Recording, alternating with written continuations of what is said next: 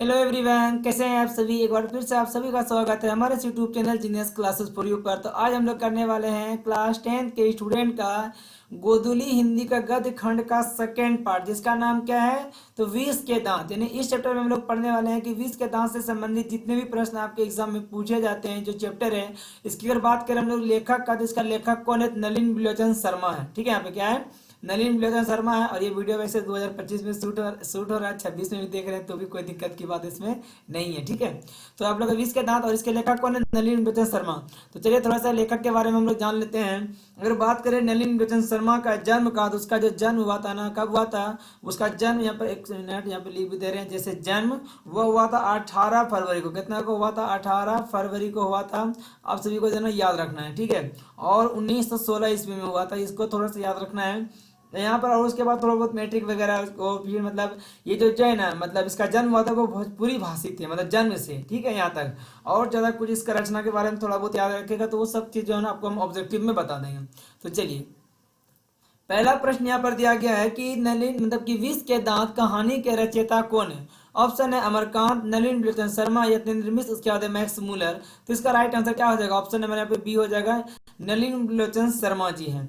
उसके बाद second number प्रश्न है कि नलिन विलोचन शर्मा का जन्म कब हुआ था। ऑप्शन दिया गया यहाँ पर 1914, 1915, 1916, उसके बाद 1917। तो इसका जो जन्म हुआ था वो 1916 में हुआ था। 1916 में पटना के बदरघाट में। कहाँ हुआ था, याद रखिएगा, पटना। ठीक है, यहाँ पर पटना के कहाँ में, तो वो हुआ था बदरघाट में। ठीक है, याद आप लोग को एकदम इतना पूरा अच्छे से याद रखना है। ये सभी आप लोग को टेलीग्राम पे पीडीएफ मिल जाएगा, इसीलिए इसमें आप जो है ना लिख दिए। चलिए उसके बाद देख लेते हैं तीसरा नंबर प्रश्न है कि नलिन विलोचन शर्मा का जन्म कहाँ हुआ था।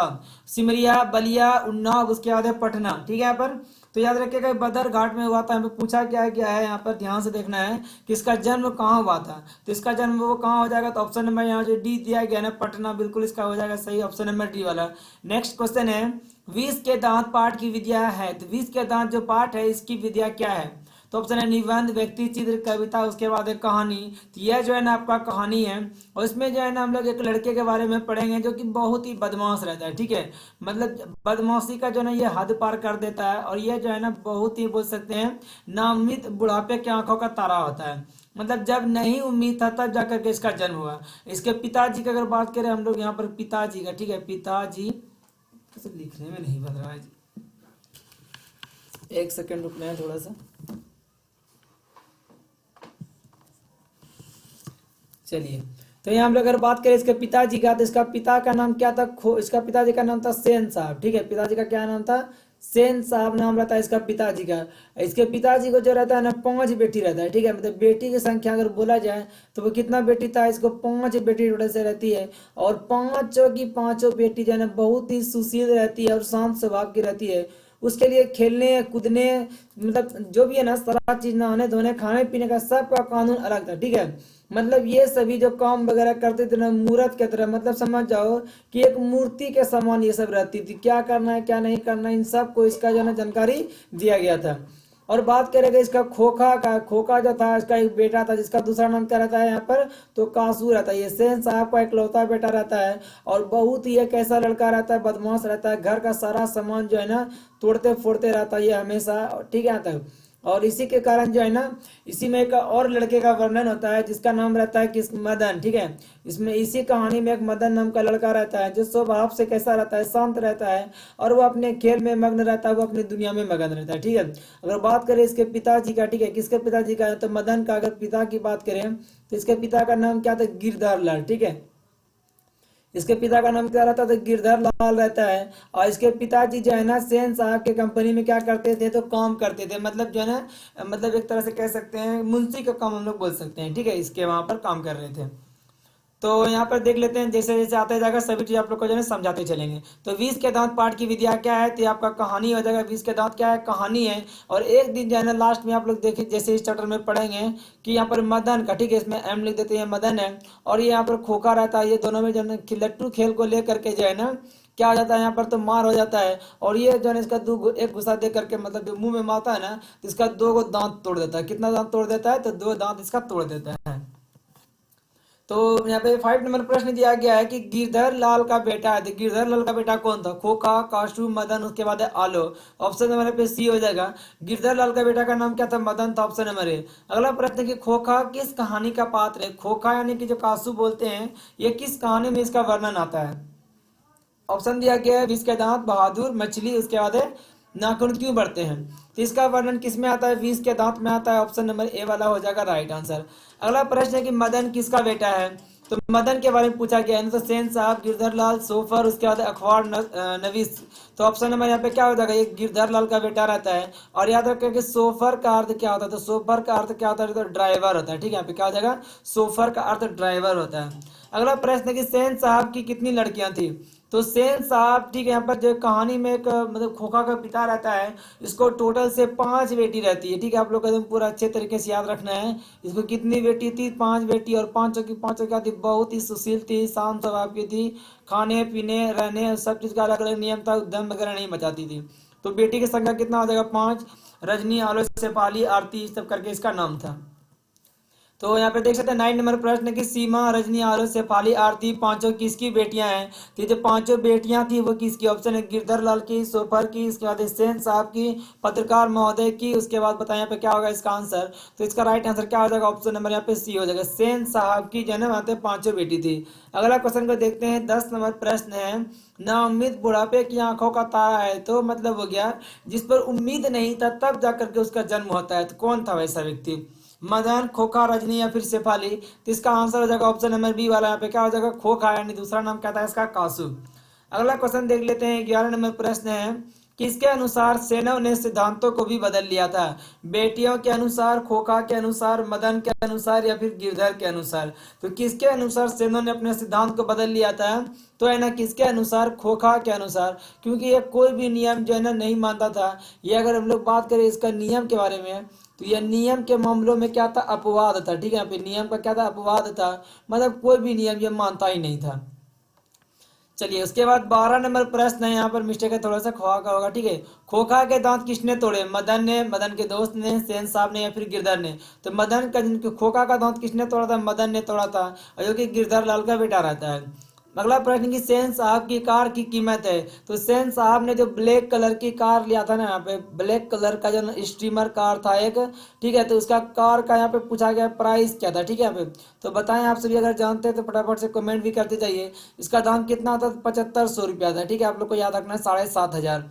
तो ऑप्शन नंबर यहाँ पे क्या हो जाएगा? तो यहाँ पे ए वाला हो जाएगा। 7500 था और वो था ब्लैक कलर का, काला रंग का।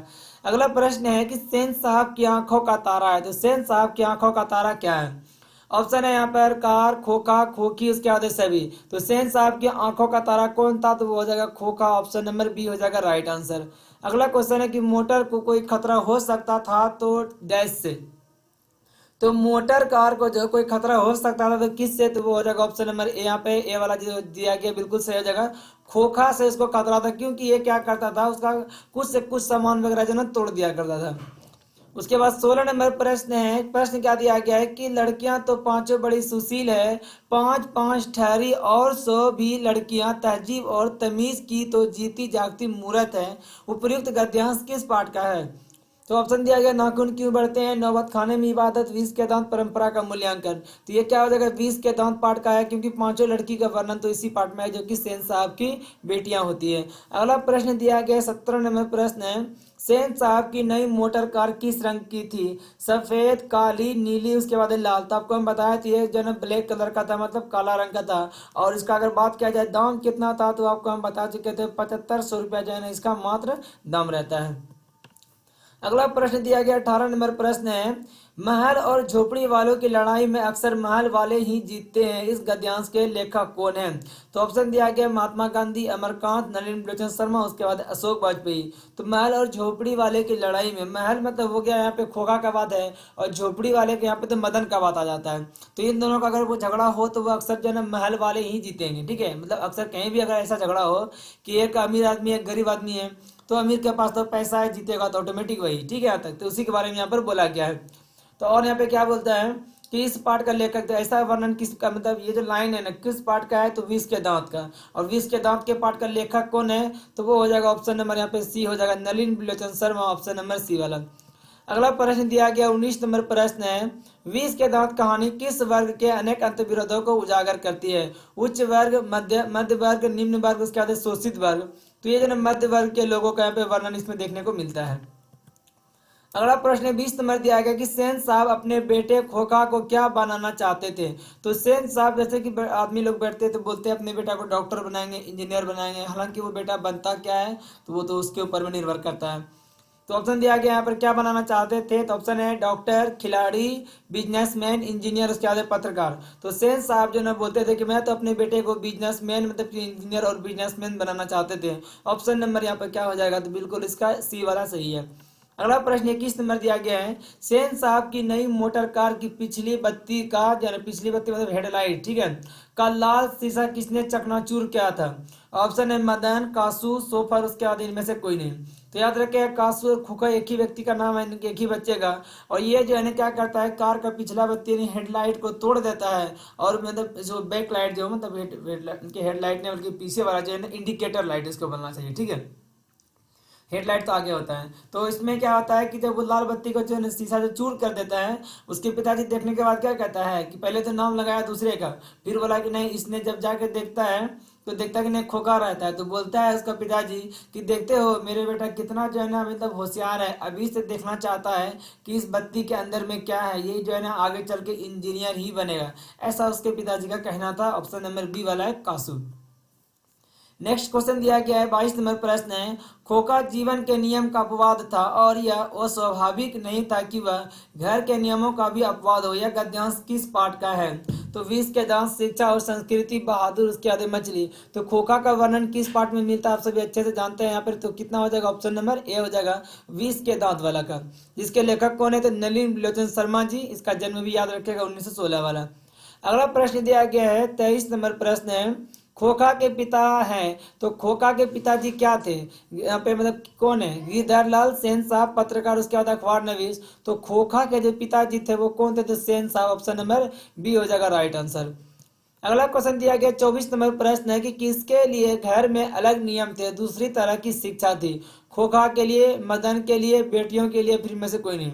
तो बेटी के लिए जो नियम था वो तो चल ही रहा था, सबको उसको मान ही रहे थे। लेकिन यहाँ पर जब बात करें अगर खोखा का, तो ये तो घर के नियम बिल्कुल ही नहीं मानता था, सबको अपने अपने से करता था। किसी भी बहन पे हाथ उठा दिया मतलब मार पीट दिया, कोई सामान तोड़ दिया, ये पढ़ने लिखने के लिए स्कूल नहीं जाते थे, सारा नियम इसका घर में ही बना हुआ था। तो खोखा के लिए जो है ना अलग तरह का नियम था, अलग तरह का शिक्षा था। इसके पिताजी जो है ना और इसकी माँ जो है इसको घर पे ही पढ़ाई लिखाई करवाते थे।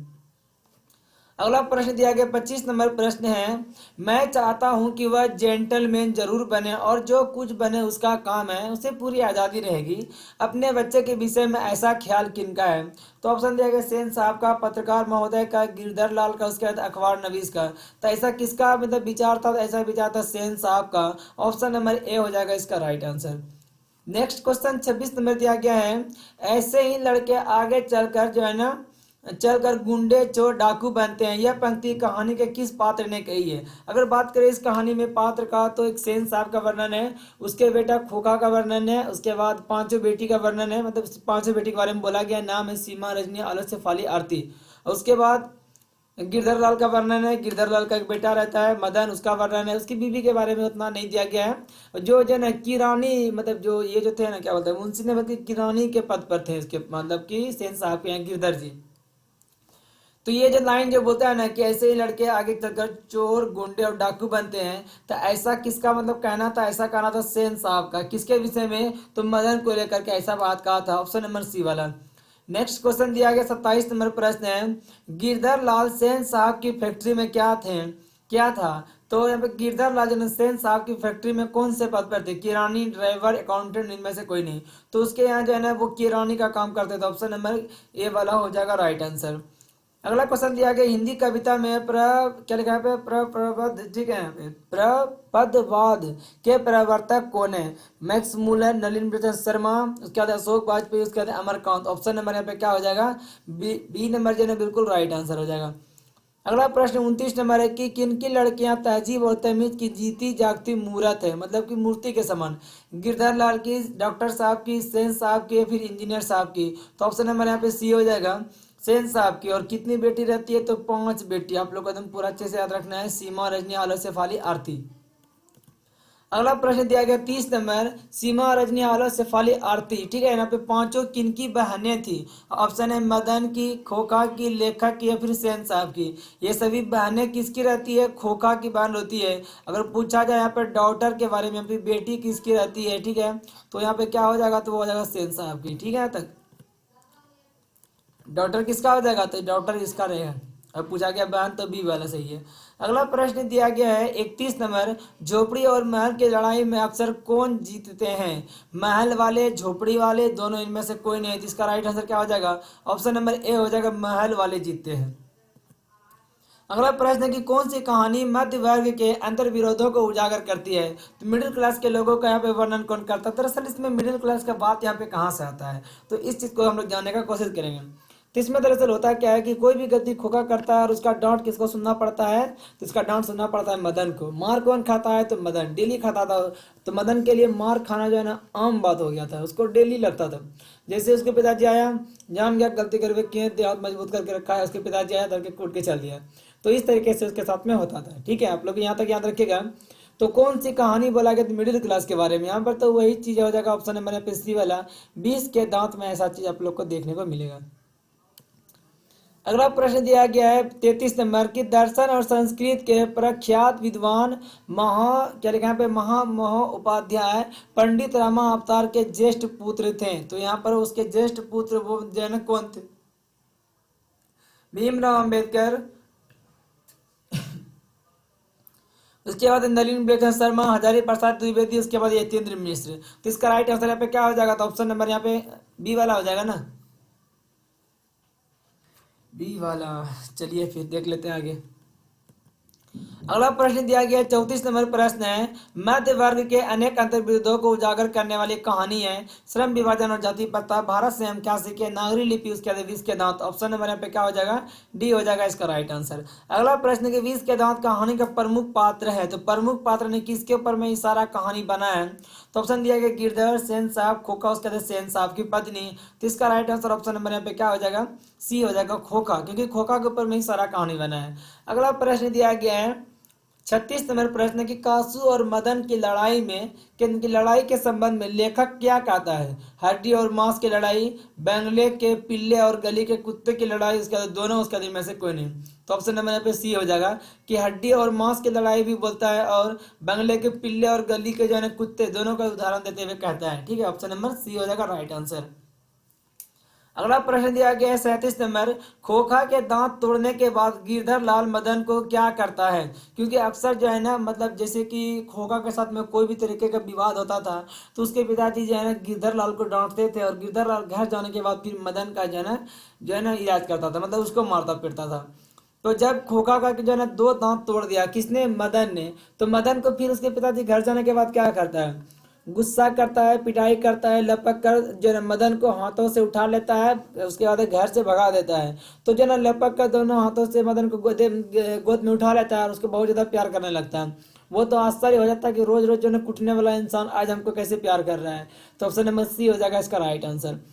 अगला प्रश्न है 38 नंबर की, सेन साहब के दूर के रिश्तेदार थे कौन? गिरधर लाल, मुखर्जी साहब, सोखवर, उसके बाद अखबार नवीस। तो बताएं आप सभी अगर इसका आंसर जानते हैं तो फटाफट से जो है ना आप सभी को कमेंट वगैरह करते रहना है, ताकि आप सभी का जो है ना ज्यादा से ज्यादा जो है ना रिविजन हो सके। क्योंकि देखिए जितना बेहतर रिवीजन होगा उतना अच्छा डिवीजन होगा, और अच्छा अगर डिवीजन चाहते हैं, मतलब अच्छा अगर नंबर चाहते हैं, तो उसके लिए आप सभी को जो है ना अच्छा रिवीजन भी चाहिए और अच्छा मेहनत भी करना पड़ेगा। तो ये सभी चीजों को भी जो है ना आप लोगों को विशेष ध्यान रखना पड़ेगा, तभी जा करके आप सभी जो है बेहतर रिजल्ट कर सकते हैं। ठीक है, याद रहेगा आप सभी को यहाँ तक? तो इसका राइट आंसर यहाँ पे क्या हो जाएगा? वो हो जाएगा ऑप्शन नंबर यहाँ पे डी हो जाएगा, अखबार नवीस। ठीक है, अगला प्रश्न है 39 नंबर की, नलिनी बिलखन शर्मा की स्कूल की पढ़ाई कहाँ से हुई थी? ऑप्शन है पटना कॉलेजिएट स्कूल, उसके बाद Patna high school, B N collegiate school, उसके बाद है टी के घोष हाई स्कूल। तो बताना कि 39 का आंसर क्या होगा? तो ऑप्शन नंबर यहाँ पे क्या हो जाएगा, ए वाला हो जाएगा पटना कॉलेजिएट स्कूल से ऑप्शन नंबर ए वाला। अगला प्रश्न, नलिन विलोचन शर्मा प्राध्यापक रहे हैं तो कहाँ के, तो ऑप्शन देख लीजिए। ऑप्शन है यहाँ पर कि हर प्रसाद दास जैन कॉलेज आरा के, रांची विश्वविद्यालय के, पटना विश्वविद्यालय के, फिर उपयुक्त सभी के। क्या होगा इसका आंसर, तो इसका आंसर हो जाएगा ऑप्शन नंबर डी वाला, नहीं कि सभी जगह जो है ना प्राध्यापक रह चुके हैं। अगला प्रश्न है कि काली चमकती हुई स्ट्रीमल एंड जो है ना, एंड यहाँ पे नई मोटर कार थी किसकी, इंजीनियर साहब की, अखबार नवीस की, पत्रकार महोदय की, या फिर सेन साहब की, तो सेन साहब का हो जाएगा। अगर बात करें वो कितना रुपया का था, तो 7500 रुपया का रहता है। अगला प्रश्न दिया गया है 42 नंबर कि मदन खोखा के कितने दांत तोड़ डाले, तो ऑप्शन दिया गया है 1, 2, 3 या फिर 4। तो इसका राइट आंसर क्या हो जाएगा, ऑप्शन नंबर यहाँ पे क्या हो जाएगा, 2 दांत। ठीक है, कितना दांत तोड़ दिया था, 2 दांत तोड़ दिया था, ऑप्शन नंबर बी वाला। उसके बाद हम लोग चलते हैं जो है ना यहाँ पर 43 नंबर प्रश्न की तरह। प्रश्न है 20 के दांत कहानी में मोटर कार किसकी थी, तो गिरधर की, सेन साहब की, मदन की, या फिर सोफर की थी। सेन साहब का यहाँ पे मोटर कार रहता है और काला कलर का, ऑप्शन नंबर बी। अगला प्रश्न है कि मदन के लिए क्या खाना मामूली बात थी, दुत्कार, प्यार, मार, उसके बाद फटकार। तो ऑप्शन नंबर यहाँ पे क्या हो जाएगा, मार हो जाएगा, ऑप्शन नंबर सी वाला। मार खाना इसके लिए मामूली बात हो गया था। उसके बाद ये आप सभी का था जो है ना 44 जो वीवीआई ऑब्जेक्टिव प्रश्न है, 44 प्रश्न को जो है ना अच्छी तरीके से अपना हम पूरा प्रयास किए हैं कि आप सभी को बेहतर तरीके से हम जो है ना समझाते हुए आगे बढ़ सके। उसमें से सभी प्रश्नों का आंसर भी आप लोग को देते हुए आए हैं। ये था आप लोग का 44 मोस्ट वीवीआई ऑब्जेक्टिव क्वेश्चन। इससे बाहर आपका एग्जाम में कुछ भी नहीं जाएगा। अब इसके बाद हम लोग बात करते हैं यहाँ पर से जो है ना आगे सब्जेक्टिव आ जाता है। तो ये 44 प्रश्न को समझाने में अगर आप लोग को लग रहा है कि वीडियो आप लोग के लिए इन्फॉर्मेटिव है और समझाने का तरीका भी आप लोग को अच्छा लग रहा है, तो वीडियो को लाइक करके चैनल को सब्सक्राइब जरूर कर लीजिएगा। तो चलिए देखते हैं सब्जेक्टिव प्रश्न, ये इसमें तो और मजा आएगा। तो प्रश्न नंबर 1 दिया गया है, सेन साहब के परिवार में बच्चों के पालन पोषण में किए जा रहे लिंग आधारित भेदभाव का जो है ना अपने शब्दों में वर्णन करें। मतलब भेदभाव मतलब लिंग आधारित का मतलब होगा कि बेटा बेटी में जो भेदभाव किया जा रहा था। तो सिंपल लिखना कि ये सेन साहब जो है ना, कि ये जो है ना, ये नहीं बल्कि सेन होता है, यहाँ पर थोड़ा सा मिस्टेक है। सेन साहब के घर में बच्चों के पालन पोषण में लिंग के आधार जो है ना, लिंग के अनुसार भेदभाव किया जा रहा था। ठीक है, मतलब कि जो भेदभाव किया था लड़का और लड़की में, उसकी लड़कियों के लिए पढ़ने, खेलने एवं हंसने के लिए अलग नियम बनाए गए थे, जबकि बेटे कासू के लिए अलग नियम थे। मतलब उसको जो पढ़ने के लिए, बेटी को स्कूल जाना है और बेटा सबको पढ़ने के लिए जो ना घर में बैठा के अपने से पढ़ाते थे। तो इस आधार पर जो है कह सकते हैं कि दोनों में जो है लिंग आधारित भेदभाव करते थे। ठीक है, आप लोग का समझ गए यहाँ तक। उसके बाद सेकेंड नंबर प्रश्न दिया गया है कि खोखा किन मामलों में अपवाद था। तो सिंपल सा आंसर लिखना है कि सेन साहब का बेटा कासू, क्या यहाँ पर, सेन साहब का बेटा कासू घर में बनाए गए नियम के मामलों में अपवाद था। मतलब उसका जो भी घर का नियम वगैरह था वो कुछ भी नहीं मानता था, वह अपवाद था। वह हमेशा अपने मन के अनुसार ही कार्य करता था। मतलब उसको जो पसंद है वही काम वो करेगा। ठीक है, पर लड़कियों को ऐसी आज़ादी नहीं थी, इसलिए ऐसा कह सकते हैं कि जो है ना खोखा जो है ना अपने मामलों में अपवाद था। ठीक है, तो घर के बनाए गए नियम में भी अपवाद था। वह हमेशा अपने मनमर्जी करता था, मनमर्जी अपने मन के अनुसार काम करता था। इस आधार पर कह सकते हैं जो है ना कि वो जो है अपवाद में था। उसके बाद तीसरा नंबर प्रश्न आता है। प्रश्न क्या दिया गया है, सेन साहब दंपति खोखा में कैसी संभावनाएं देखते थे और उस संभावनाओं के लिए उन्होंने उनकी शिक्षा कैसी, उनकी कैसे शिक्षा तय की थी। तो आंसर लिखना है, सेन साहब और उसकी पत्नी खोखा को इंजीनियर या बिजनेसमैन बनाना चाहते थे। क्या बनाना चाहते थे, इंजीनियर या बिजनेसमैन। इसके लिए सेन साहब ने अपने बेटे को स्कूल ना भेजकर जो है ना स्कूल ना भेजकर घर पर ही शिक्षा देने का यहाँ पे तय किया था। मतलब यहाँ पे क्या बोला कि स्कूल जाएगा तो अच्छे तरीके से नहीं पढ़ाएगा तो हमारा बेटा जल्दी जल्दी इंजीनियर नहीं बन पाएगा। तो सेन साहब की पत्नी और जो है ना जो सेन साहब रहता है, दोनों मिल करके अपने बेटा को जो है ना इंजीनियर या बिजनेसमैन बनाना चाहते हैं। और उसके लिए उसने क्या किया है कि स्कूल ना भेज करके उसको जो है ना, मतलब उसको किसको, खोखा को, और सेन साहब और उसकी जो पत्नी थी, ठीक है यहाँ पे, तो दोनों मिल करके जो है ना उसको पढ़ाते थे घर पे ही। आप लोग को याद हो जाएगा, बहुत ही सिंपल है। अगला क्वेश्चन देख लेते हैं। 4 नंबर प्रश्न दिया गया है यहाँ पर कि मदन और ड्राइवर के बीच के विवाद द्वारा कहानीकार क्या बताना चाहते हैं। तो मदन और ड्राइवर के बीच में विवाद कब होता है, ये चीज को जानना है। तो वही जिस टाइम मतलब बोला जाता है ना कि खोखा जो है ना अपने गाड़ी का जो पिछला पत्ती तोड़ देता है ना, तो उस टाइम वहां पर जो मदन भी रहता है, तो ड्राइवर जो है ना उसी का नाम लगा देता है। और वो जो तो नहीं किया हुआ रहता है, तो उसमें जो है ना मदन गुस्सा हो जाता है और ड्राइवर को मारने के लिए उठ जाता है। हालांकि छोटा रहता है लेकिन झपट्टा मारता है उसको मारने के लिए, तब तक उसकी माँ पकड़ लेती है। तो इसमें सिंपल सा लेखक क्या बताना चाहता है कि मदन और ड्राइवर, ओहो ड्राइवर छूट गया है, ठीक है, मदन और ड्राइवर यहाँ पे होगा, मदन और ड्राइवर के बीच के विवाद के द्वारा कहानीकार का मतलब लेखक यह बताना चाहते हैं कि, ठीक है, यह बताना चाहता है कि महल वाले कभी यह नहीं चाहते कि झोपड़ी वाले या गरीब के बच्चे उसके कीमती सामानों के आसपास भी भटके, ठीक है, मतलब उसके आसपास भी नहीं भटके। तो मतलब यहाँ पर जो है ड्राइवर और जो मदन के बीच में झगड़ा होता है उसको लेकर के जो है लेखक यहाँ पे बताना क्या चाहता है कि मदन और ड्राइवर के बीच जो है विवाद के द्वारा कहानीकार यहाँ पे क्या बताना चाह रहा है कि महल वाले मतलब अमीर आदमी जो है ना कभी नहीं चाहता है कि झोपड़ी वाले यानी गरीब के बच्चे जो है ना उसके जो कीमती सामान है गाड़ी वगैरह उस सबके पास कभी भी आसपास आए भी नहीं, ठीक है, इस तरीके से यहाँ पे बताना चाहता है। और ड्राइवर यहाँ पे थोड़ा सा छुटा हुआ है, और ड्राइवर क्या करता है मदन के ऊपर जो है ना यहाँ पे क्या करता है आरोप लगाता है कि उसी ने किया है, बट ऐसा कुछ भी नहीं हुआ था। चलिए उसके बाद 5 नंबर प्रश्न को देख लेते हैं। 5 नंबर प्रश्न दिया गया है, आपकी दृष्टि में 20 के दांत कहानी का नायक, नायक का मतलब होता है हीरो, क्या होता है यहाँ पर नायक का मतलब यहाँ पे हीरो होता है, आप लोग याद रखिएगा। तो मतलब इस कहानी का जो है हीरो कौन है, तो दरअसल यहाँ पे अगर हम लोग बात करें तो सत्यजित के बारे में तो आपको हम बता चुके थे कि सेन साहब रहता है, उसका एक बेटा रहता है खोका, उसको 5 बेटी रहती है, सीमा, रजनी, आलो, सफारी, आरती, और एक व्यक्ति का वर्णन इसमें आता है जिसका नाम रहता है गिरधर लाल, उसका बेटा का नाम रहता है मदन, और गिरधर लाल जो है सेन साहब कहीं कंपनी वगैरह में काम करते थे और ये जो है कलर के पद पर थे। तो यहाँ पे जो है ना मदन क्या करता है कि जब भी कुछ होता है ना तो उसका विरोध करता है, वो छोटा बच्चा रहता है लेकिन उसके ऊपर जब आरोप लगा दिया जाता है तो वो उसका विरोध करता है कि हमने ऐसा नहीं किया है, मेरे ऊपर में ये झूठा इल्जाम लगाया जा रहा है, ठीक है, तो ऐसा वो बोलता है। और उसके बाद आगे क्या होता है कि जब जो है ना वो मतलब झगड़ा वगैरह हो जाता है, मदन को मारपीट भी लग जाता है, तो मदन जो है ना कहाँ चला जाता है, वो चला जाता है जो है ना अपने दोस्तों आवारा गर्द दोस्तों के साथ में जब वो खेल रहे थे तो कासू यहाँ से चला जाता है और कासू बोलता है कि हम भी खेलेंगे, ठीक है, जबरदस्ती करके जो है ना उसके पास वो लट्टू जो रहता है ना मतलब मदन सबके पास वो लट्टू लेना चाहता है, तो इसी के बीच में क्या हो जाता है मार हो जाता है, ठीक है। तो क्या होता है यहाँ पर जो मदन जो पहले से वहाँ पर क्या कर रहा था लट्टू वगैरह जो है ना घुमा रहा था, ठीक है, यहाँ पे लट्टू वगैरह, यहाँ पे मदन आकर के जो है ना जबरदस्ती अपना दाव मतलब जो है ना घमंड दिखाने लगता है कि मतलब हम पैसे वाले हैं मेरा बात मानो, मतलब जो है ना उससे वह लेना चाहता है, ठीक है, हाथ बढ़ा करके जैसे लेने के लिए चाहता है। उसके बाद दोनों में मार हो जाता है और मदन जो है ना इसको जब हिट करता है तो उसका जो है ना 2 दांत, कितना 2 दांत इसका जो है ना तोड़ देता है। उसके बाद जब यह घर आता है तो यह जो है ना इसके पिताजी को जब पता चलता है कि जो है ना खोखा का 2 दांत तोड़ दिया है मदन ने, उसके बाद गुस्से में जा करके जो है ना किसको गिरधर लाल को अपने मतलब बहुत बुरा भला बोलते हैं और अपने कंपनी से जो है ना उसको निकाल देता है। और दरअसल बात क्या था कि गिरधर लाल जो है ना खुद भी उसकी कंपनी में रहते रहते बोर हो गए थे, मतलब उसके कंपनी में नहीं रहना चाह रहा था क्योंकि गलती किसी का भी रहता था और हमेशा मारपीट किसको लगता था, तो यहाँ पे मदन को लग जाता था, ठीक है, गलती रहता था अक्सर ज़्यादातर खोखा का ही, ठीक है, और मार किसको लग जाता था तब मदन को।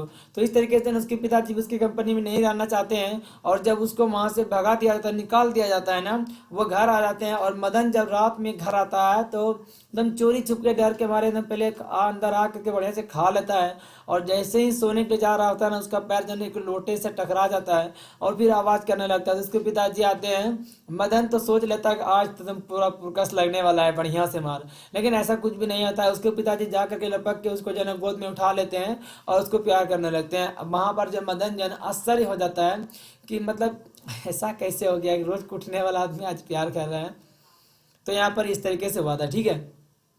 तो मेरी दृष्टि में अगर देखा जाए, ठीक है, तो मेरी दृष्टि में इस कहानी का नायक मदन है क्योंकि वह महल वाले सेन साहब से बिना डरे उसके ड्राइवर से लड़ जाता है, ठीक है, मतलब आदमी क्या बोले पैसा वाला है छोड़ दो उससे मत करो ऐसे मत झगड़ो, लेकिन वो ऐसा नहीं सोचता है और उसका जो है ना खुल कर विरोध करता है क्योंकि ये गलत नहीं था, और उसके बेटे के 2 दांत भी तोड़ देता है। अमीर होगा अपने घर में, बट हम लोग अगर गरीब भी हैं तो हम लोग अपने घर में अपना कमा खा रहे हैं उसमें उंगली मत करो, सिंपल है।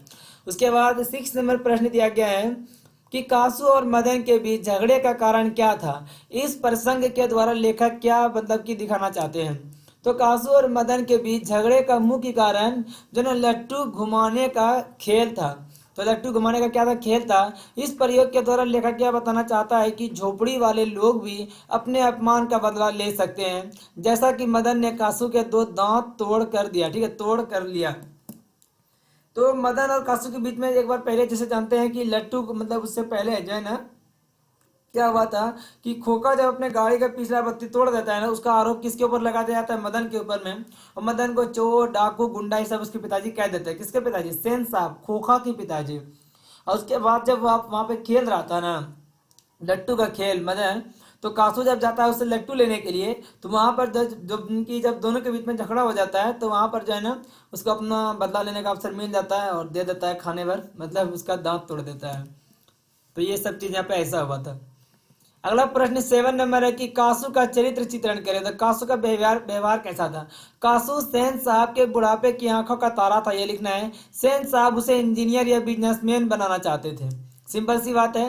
कासू अपने पिता द्वारा बनाए गए सभी मामलों में अपवाद था, मतलब जितना भी घर में नियम वगैरह बनाया गया था सेन साहब के द्वारा, वो सब का अपवाद था, मतलब बिल्कुल भी नहीं मानता था।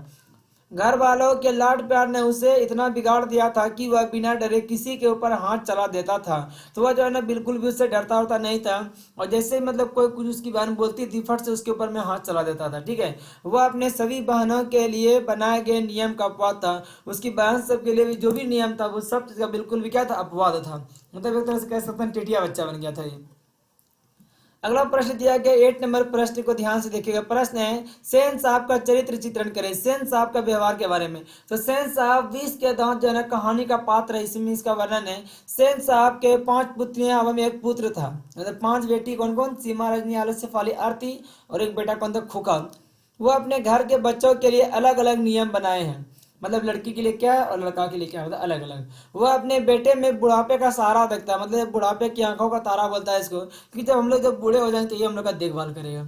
ऐसा कुछ था। उसके बाद 9 नंबर प्रश्न है। प्रश्न क्या दिया गया है? मदन का चरित्र चित्रण करें, मतलब मदन के व्यवहार के बारे में बताना है। तो आंसर लिखना है कि मदन 20 के दांत कहानी का एक पात्र है एवं इस कहानी का नायक है। मतलब क्या यहाँ पे नायक, मतलब हीरो बोल सकते हैं इसको। मदन बिना डरे सेन साहब के ड्राइवर का विरोध करता है एवं कासू जब उसके साथ गली में खेलने आता है तो मदन का जो है ना उससे जो है लड़ाई हो जाता है और मदन उसका 2 दांत तोड़ देता है। तो ये था मदन के बारे में, इसमें यस इतना सही वर्णन है। उसके बाद देख लेते हैं 10 नंबर प्रश्न क्या दिया गया है कि गिरधर लाल का चरित्र चित्रण करें, मतलब गिरधर लाल के बारे में। तो आंसर लिखना है कि गिरधर लाल 20 के दांत कहानी का एक पात्र है। यह जो है ना सेन साहब का किरानी और मदन का पिता है। मदन द्वारा सेन साहब के बेटे से लड़ाई करने पर गिरधर लाल को काम से निकाल दिया जाता है। तो मदन जब सेन साहब के बेटे से लड़ाई कर लेता है, तो जब सेन साहब वापस आता है तो उसको जो है ना काम से निकाल देता है। बस इतना साइंस का वर्णन है। उसके बाद देख लेते हैं क्या है आगे। तो ये था आप सभी का लास्ट क्वेश्चन, यानी कि 44 जो है ना आप लोग को हम ऑब्जेक्टिव बताएं आज की इस वीडियो में। कितना कितना? 44 जो है ना आप लोग को हम ऑब्जेक्टिव पढ़ाए हैं। ठीक है। 44 ऑब्जेक्टिव प्लस 10 सब्जेक्टिव काफी हो जाता है इस चैप्टर के लिए।